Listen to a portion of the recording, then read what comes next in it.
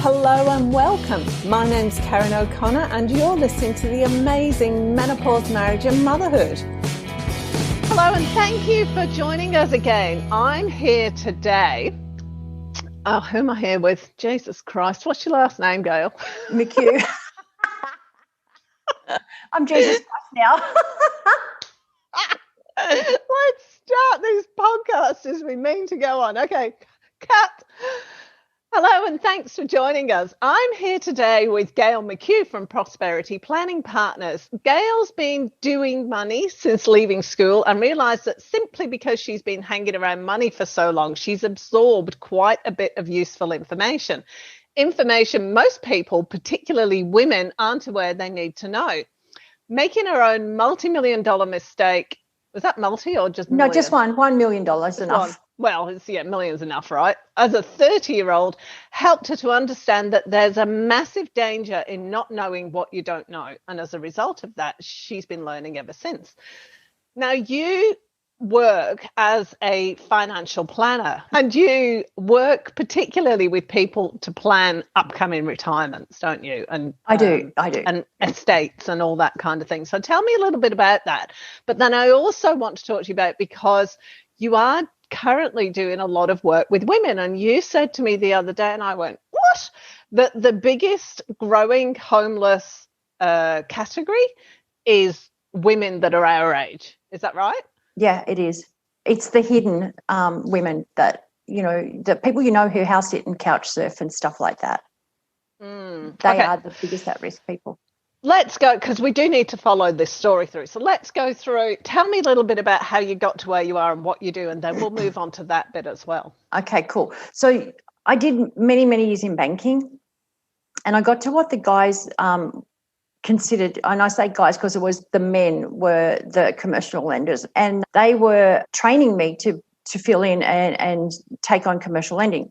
And I went, oh, this is as boring as, because it was the same thing. And you were just like checking numbers against where they needed to be and whether somebody was profitable. And I went, oh, guys, there's this new thing called financial planning, and I'd really like to go and learn that. And they were like, oh, don't be silly. And turns out their jobs all got made redundant, and I'm still doing what I do 25 years later almost. So you went off on your own, did you?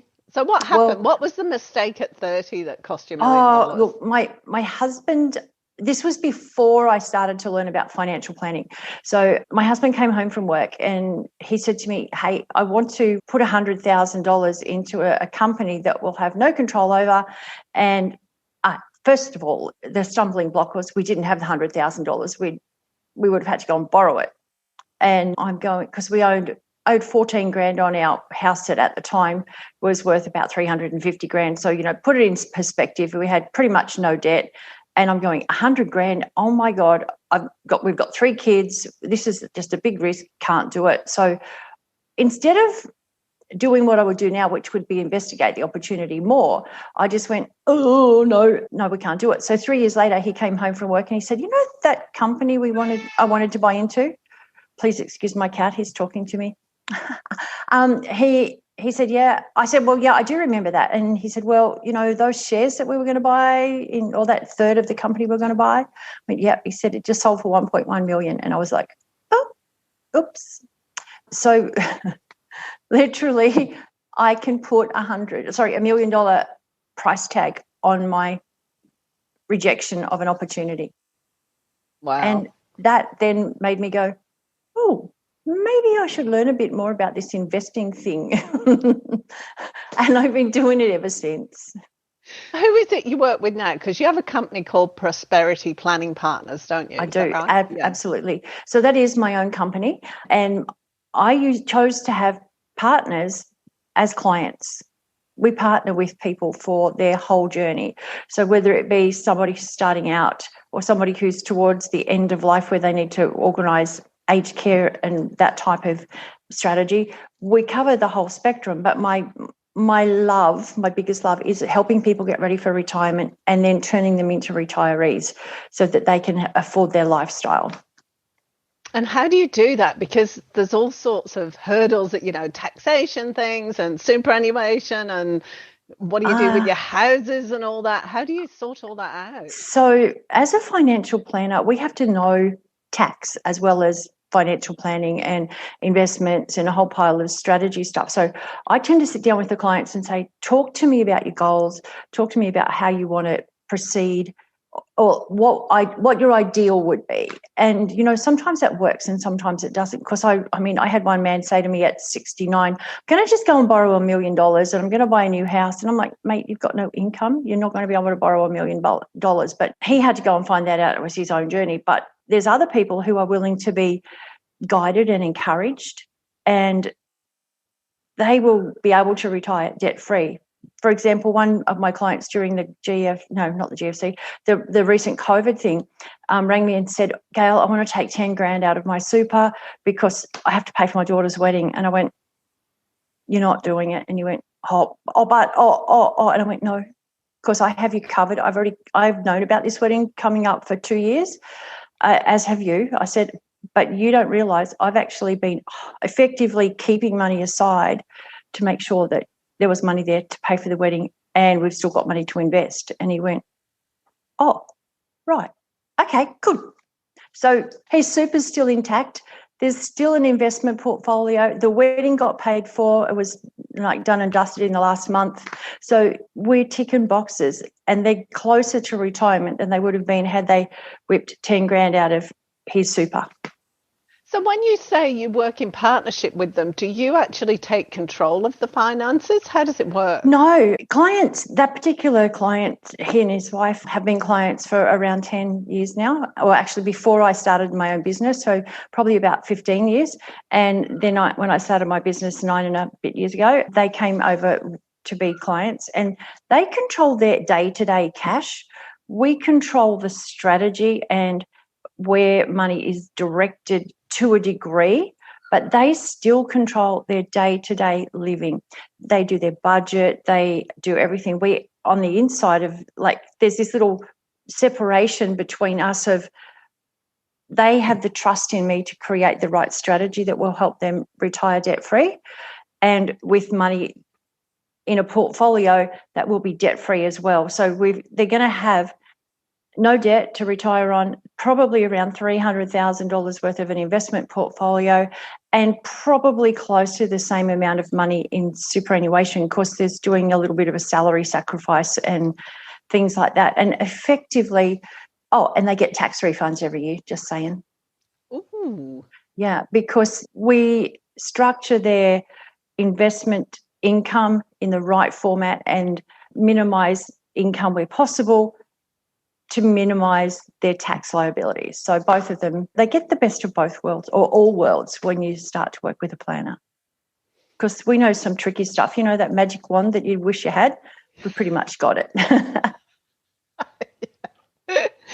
So how many clients do you work with? Because if you're working that closely, the number of people you can work with must be quite limited. Well, it depends, because once you get the strategy right and everything's set up, that's the really labour-intensive and the trust-intensive part. Because, for example, I had some clients last year and they sold a house, and we did some little tricky stuff, and they ended up with $1 million of capital, and they'll never pay tax again. But their money, when we had a conversation, I think we did that in August, and we had a conversation in November, and the value of their capital had gone up by $86,000, plus it had paid them some income. Gosh. So it's about structuring and getting the right mix of what works for them. Once you've got that right, it's not a set and forget, but it turns into something that we review once a year. We don't do it on a weekly or a fortnightly or a monthly basis. It's once a year, and they can always call and go, hey, this is where I need help, or I've got a question, can you help me with this? I had an email from a client on Friday, and he said, hey, I need values of my assets so that I can update Centrelink. So we just basically pulled together the documents that he needed, and he's going to upload it. So it could be a 5-minute job, or it could be a 3-hour job that we do, just depending upon what the client's needs are at the time. So when you're coming up to retirement and you're thinking about going into assisted living, pension phase, yep. Yeah. Well, if you're actually selling up your family home and going into sheltered housing, there's a few pitfalls there. Are there? What are the? Well, there's some pluses and minuses. So if you're going into, say, an over 55s retirement village, and a lot of people are, they're marketed really well. So they're made to look ridiculously attractive. Some of them can have, the lifestyle might be great, please don't get me wrong, but some of them can come with some financial sting in the tail of up to 30% of an exit fee.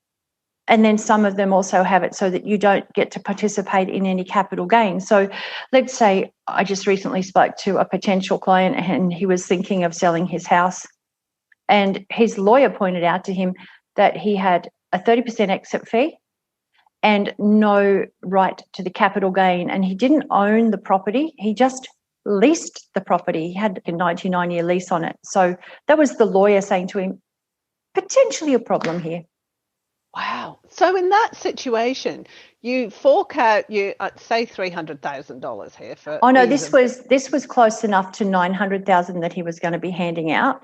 So for him, it was going to be closer to a $270 exit fee, and then he was not going to get any value uplift. And the way the properties are growing on the Gold Coast at the moment, you would anticipate that property would be worth probably 1.1 to 1.3 million dollars in the next 2 to 3 years. So if he sold in 2 to 3 years, he was just going to get his 900 less his 270. So he was going to throw away potentially $500,000. So it's going to cost him basically $100,000 a year to live there for 3 years. Mm-hmm. Wow. Yeah. Oh, that's on top of the fees he would have had to pay. So, this is a live example, and those fees were 20 grand a year. So, because strata fees or whatever they call them, they're usually quite high, aren't they? Yeah, exactly. I said, no rates, and he went, no. And I went, well, that means you don't own it. And he went, oh, yeah, actually the lawyer did tell me about that, but yeah.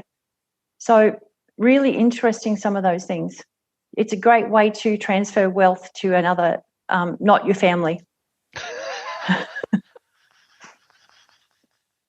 So clearly I will never be buying in one of those places. But are there good ones? Are there good retirement villages, or are they all? Have you really got to be careful? You've got to get your contract checked very, very carefully. And I always encourage people, if they're thinking about it, spend a couple of grand with the lawyer and get the lawyer to go through it with a fine-tooth comb, because that's their job. And that it ended up costing this man $1,000 for the lawyer to look at it, and it saved him potentially, $300,000 to $500,000. That's not $300, $300,000. Wow. Now let's go on to the homeless thing. Tell me about that. Well, I was doing some research recently for a program I'm developing, and what the program is, and I'll just give you a little bit of background as to why I did the research. There's a lot of women that I know who haven't been like me and hung around money for a long time, so they don't know what they don't know. And years ago, one of my now friends, before I met her, signed off on a guarantee on a loan, and her ex-partner had borrowed money against her house. She wasn't working at the time. Their relationship fell apart, and the house is gone because she couldn't afford to pay his loan. And he just went and took all the things that he'd borrowed the money for and left her with the debt. So she and her 2 kids got evicted, house sold out from underneath them. So when I realised that people were like innocently making decisions that had long-term repercussions, I went, we probably need to change that. And then when I was doing the research around this whole thing, I discovered that the highest at-risk demographic in Australia of homelessness is 55 plus females. And I fit firmly in that from an age group perspective. Thank goodness I'm not homeless, but there are people that I know who regularly house sit, they couch surf, or they hang out in somebody's spare bedroom. How many people, how many women in particular do you know who do that type of thing? And then there's those who are less fortunate and they find themselves sleeping in their car or even on the streets. So that is the highest hidden group of homelessness, because women are proud. They won't tell you that they are at risk. It's interesting, isn't it? 'Cause no, we just deal with things. That's in our nature. We just get on with stuff and let's deal with it. Let's keep going. I was telling you just before we started recording that I watched a movie the other day called Nomad Land, and it is about exactly that. This woman, her husband had died. She lost her job. The factory in the town had closed, and they were the main employer of everybody. And then she lost her house, and she ended up buying a van and kitting it out and just traveling from town to find work. That's what happens. Tell me what you're doing with this new program and how you can help those people. Well, I need to know more about this because I'm okay, so let's talk about that. I want to go back 2 steps on the homelessness thing. It usually happens because of relationship breakdown, and there's such a disparity in income for women. I mean, even in this day and age where we're supposed to have equal pay for equal job, rubbish, we're still underpaid by roughly 20%.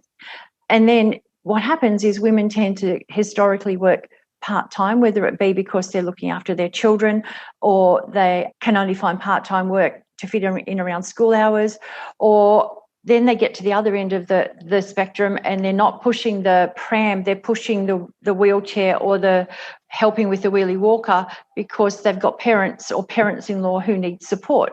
Now, it's never the male that stops work. It's rarely the male that stops work. It's usually the female. And then you get to the stage where grandmas go, oh, look, I'll look after little Johnny or, Mary, whatever, so that their daughter or their daughter-in-law can go to work. So that, as a result, impacts their superannuation balances. So women tend to have roughly half of superannuation balance of males of a similar age. And because of their stop-start on employment, it means that they don't have as much capacity to create income or even go and get a loan if their relationship breaks down. So these are the factors that really impact that hidden homelessness. So when I'm doing this research, I'm going, right, we have to nip this in the bud earlier. So I'm working on a plan or a program, for want of a better word, where I'm just going to sit and have conversations with people about what we need to know. And I'm really weird about this because I don't know what people need to know because I know so much about what people need to know. Does that sort of make sense? Totally. And I struggle because I'm thinking, oh my goodness, maybe I'm not going to tell people what they need to know. But the reality of it is, if we can empower women to take control of their financial future, they're going to ripple that through their family and through their community. Because if you, as we said a little bit before when we were chatting prior, women just get stuff sorted. So if we have the skills to get stuff sorted with instead of just making do with what we know, then there's a lot stronger probability that we're going to be safer in the future because we can make more informed and better decisions. And the other thing is, we don't want our daughters going through the same thing, or our grandchildren watch what the older people are doing, and I don't want my kids to go through the same thing because if something happened to John, I'd be in that position. My super's a lot less than his, and he is the main breadwinner. Yeah, what would happen? Yeah, it's a real eye-opener, Karen, and most people don't stop and consider that is, excuse me, my cat's trying to get on screen.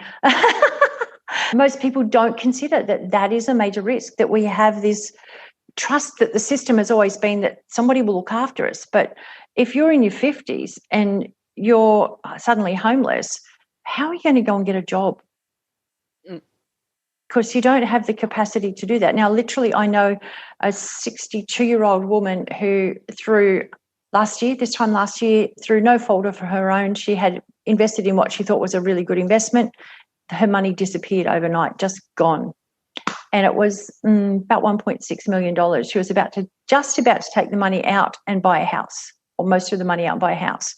So she's now got to rent somewhere, has no real capacity to work full-time because she has an ongoing health concern, and as many people do as we get older.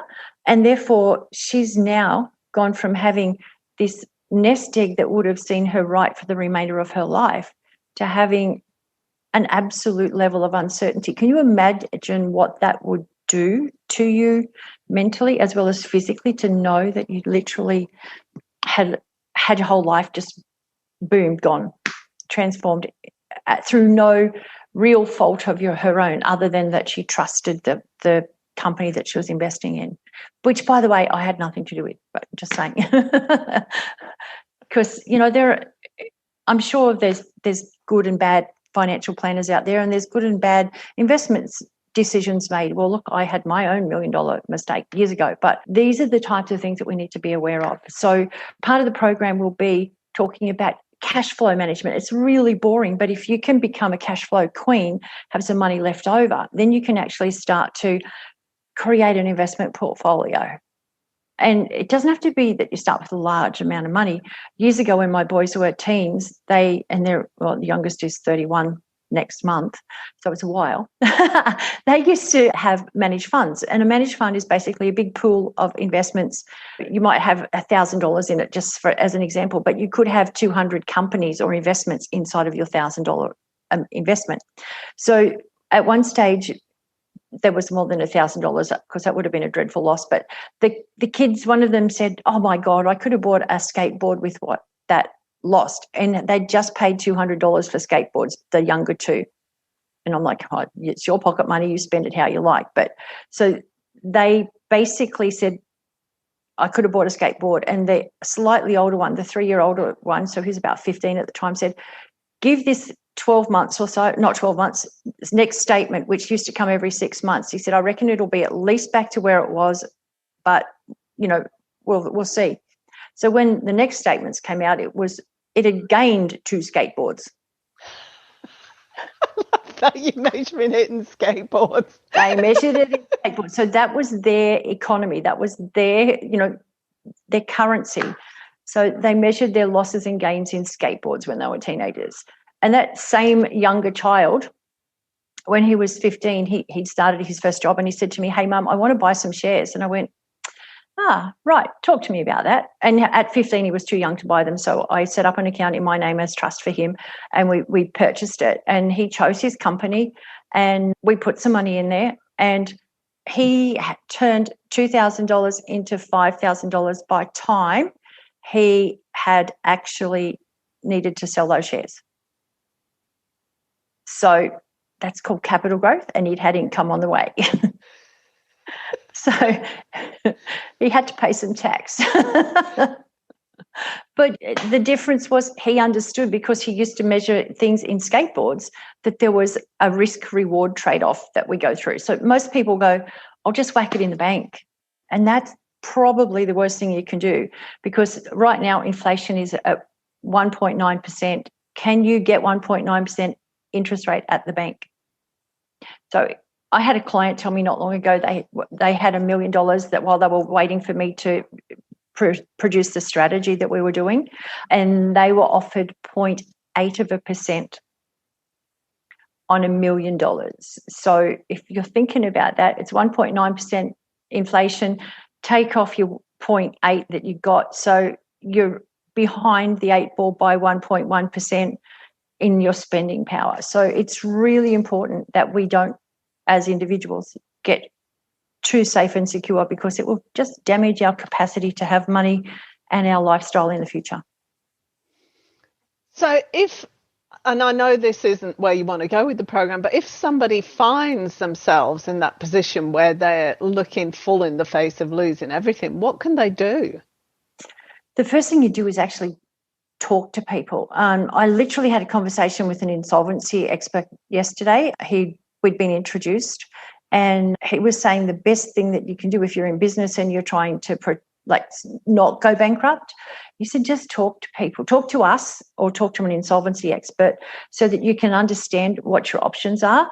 And in some cases, you can talk to people like me, because we can maybe say to you, if you do this versus this, you could get a better outcome. And you've just got to actually put your hand up. Instead of being embarrassed, go, "Hey, I need help." And I don't run a charity, but there are many times where I will help people and go, "Listen, this is what you need the steps you need to take to make sure that you're in communication and helping yourself rather than just hiding from the whole situation. So speaking up is really your best option, and reaching out for assistance. It's very hard, isn't it? Because around money, we all go really weird. We all go, oh. We do go really weird, and we get embarrassed, and people measure themselves against A and B. You know, person A's got driving, and okay, I'm a perfect example. I'm not a car person, other than it just needs to get me from A to B. And I drive a 10-year-old Corolla because it's reliable, it's well looked after, it's got some car park scratches in it, and I'm like, ugh. But anyway, I was talking to a friend, and they just financed a $150,000 motor vehicle. And they said to me, what are you driving? I went, daggy little Corolla. And they were like, well, why? And I said, because I want my assets to increase in value, and cars always decrease in value. So I'm happy to drive what you consider a bomb. I consider it a reliable little vehicle, because I don't want to have my $150,000 car that I have to pay off to be worth maybe $30,000 in 5 years' time. And they went, oh, I never thought of it like that before, because they were looking at the prestige of having an expensive car. Going, I prefer to have a share portfolio or whatever. And they're like, oh, because I said, my share portfolio can grow and it can give me income and it can help me pay off any debt that I've got. And they're like, oh yeah, no, I didn't think about that. So, it's down to dealing with different people's values and different people's priorities. It's moving the mindset, isn't it, from all the looking good and keeping up with the Joneses stuff, and you'll be happy if you buy this, which is what all the advertising says, basically. Oh, buy this, totally. you'll be happy. And it's like, sale. And I'm like, no, do you need it? But it's 70% off. And I'm like, you're still spending 30%. So do you need that? And literally, I got traumatized a few years ago having to clean up my aunt's house. She was a hoarder. To put it in perspective, it took us 3 9 cubic meter skip bins, 3, that's like big, 2.5 times the length of my car, basically, to 3 times to empty her house of her hoarded stuff. And I was so traumatized by that I literally have got a very streamlined household. I have given away so much since. And I have a thing where if one piece of clothing comes in or a pair of shoes comes in, can only come in if something's going out. So I'm a weirdo from that perspective, but I don't want to leave my kids with that job of having to go through and divest the household of a whole pile of stuff. I never thought of it like that, because if something does happen, or when it happens, you don't want to be just all your junk around you, do you? Well, you've also got to look at more and more Australians are moving to aged care as it gets to the point where, because of longevity, we're living longer, health fails, and people are in aged care anywhere from 3 years is the average minimum. My mother-in-law made it to 1 month short of 10 years.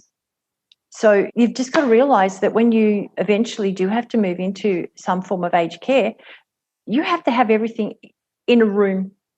And it's my mum and my mother-in-law were both in aged care, and their bedroom was probably half the size of my current bedroom.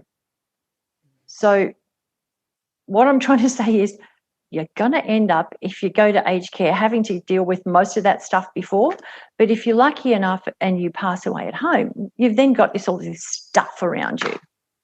So I'm right into pretty much minimalism now.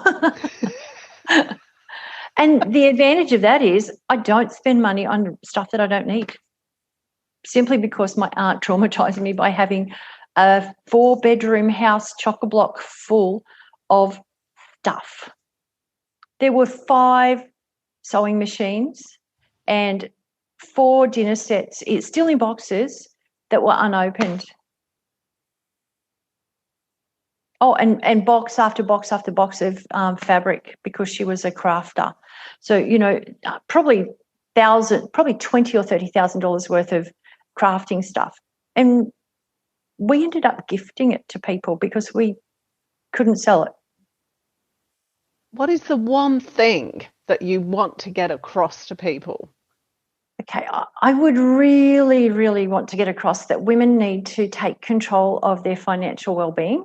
And I don't mean that about just a budget, but start to understand some of the reasons and the decisions behind what they're doing. Because in a lot of instances, like my $1 million mistake was made because I was working with my parents' value system, which was I needed stability and fear of loss. So when I figured that out, I went, no wonder I made that really expensive mistake. But I mean, what I'm getting at is I have an amazing level of tolerance for risk. And when I say risk, I'm talking about changing values, not risk of total loss, but risk of changing values. So I love the share market because last year, some investments I bought this time last year have made 25%. Growth, not negative, growth. For me, that's just normal because I don't need the money. I don't need to take it out. I'm willing to ride that roller coaster, which is what some people consider it. I just go, market's moving, and markets can move every single day, and it's based on emotion. Not necessarily fact, but it's based on fear and emotion. And the biggest thing that we can ever do to help ourselves is when everyone else is selling, hold your nerve, because the markets invariably turn. I've seen this happen 5 times since I started planning back in 1997. And each time it's a massive transfer of wealth when people are afraid. They go, oh my God, I've got to sell, I can't cope. In fact, in the global financial crisis, my husband said to me, threw his hands in the air and said, I want to sell everything we own that's share related. And I went, oh God, because I was lining up to buy. And he's going, no, I want to sell everything. And so I took it away from shares and I said to him, okay, if we went to David Jones or Myer or Bunnings or wherever you want to spend your money, and you could get 2 for 1 for the same thing, what would you do? And he said, well, I said, nothing's changed. The quality of the company, quality of the item has not changed. And he said, I'd buy 2. I said, well, what's different between a company? Same company management, same business model. Nobody's done anything wrong. Why would you not do that? And he went, oh, okay, so what are we buying? Because he suddenly got the idea that it wasn't necessarily doom and gloom. It was a buying opportunity. And he was like, oh, great. So that particular company, we bought at $27. Pre-GFC, it had been $65, sold it at $92. So opportunity knocks sometimes when the market is upsetting people. So this is what I'm saying. It's a great opportunity for transfer of wealth, but you can take advantage of it instead of throwing your money away.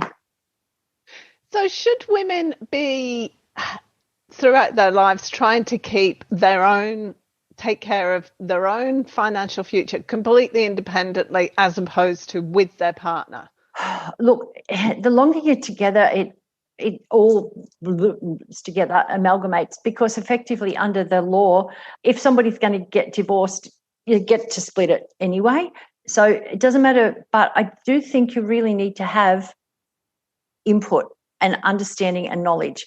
So my aunt and uncle, I had dinner with them last night. They're both 73. And my aunt said to me, I really don't fully understand everything that we do. My uncle's an economist, for goodness sake. He understands, right? So she said, but I go to the meetings and I ask questions. And I said, that is the best thing you can do, because you need to be informed. And I think that's the biggest thing for women, is to not just put their head in the sand and go, I haven't got time for that, or I'm going to look after the kids and he can look after the money. Please take an interest, because if you don't take an interest, you could actually find that your partner, and I do know somebody who has had this done, partners skimmed all the money out of your self-managed super fund and out of your bank accounts because you had a gambling problem and you've lost your house as well. So I met this lady about 2 months ago, and she told me her story, and I was horrified because she had just trusted that he was doing everything, and she'd been focused on the kids. So keep an eye on everything, ladies. Thank you so much for that. Is there anything else you want to say before we go? I have thoroughly enjoyed our conversation, and I think it's really important that we all just honour ourselves and take more interest in how we do life and how we do money. Thank you so much. What you've said has really struck home for me today, because a few years ago I thought about getting back into the workforce, but because I'd been out of it for so long, it wasn't practical, it wasn't going to pay well, I couldn't get a decent job, all of those things. So I know exactly what you're talking about. I'm just fortunate in that I do have the capacity to go out and build a business myself. A lot of women don't. So Totally. And to be honest, I have 3 and I'm working on my 4th. Businesses, that is. So when it comes down to it, Karen, we have capacity to do far more than we ever think we have. And I used to be a negative Nancy, and now I'm the exact opposite. I'm like a positive positive whatever. Somebody said to me the other day, "Oh my God, you're so positive," and I'm like, there's absolutely a gift in every lesson we take. So I look at a lesson as, if something's gone wrong, it's not a mistake. It's just a lesson. Just now get on with it. Take what you've now learned and move forward, but with more power, because you know what not to do next time. yeah. Ooh, that didn't work. Comes into my vocabulary quite a lot. Ooh. And you know that word pivot, I used to hate it, but I'm actually using it as just encouraging people to go, that particular thing didn't work, but if I just pivot it a little bit or alter it a tiny bit, you could be making a great opportunity for yourself. And it's never too late to start. I was avoiding asking you that, what's the best time to start? Because it's like, well, it's now. If you haven't already started, start now. I had somebody come to me 2 weeks ago and they said, "Oh, Gail, it's about 6 months till I retire." And I'm like, okay. And they went, "Is it too late?" I'm like, no, it's never too late. We just need to get some things in place. But reality of it is, the earlier you start, the better capacity you have to build wealth, because wealth doesn't just create overnight. It takes time. You know, I mentioned my 25% in the last 12 months. The 2 days after I bought it, it had gone down 10%. But for me, that's okay, because I knew I wasn't taking it out the next day. So effectively, if you're looking at it, I've had a 35% return because I had to get my 10% back. But it's all about understanding there's a reward for taking action. And if you take no action, you're going to get what you deserve.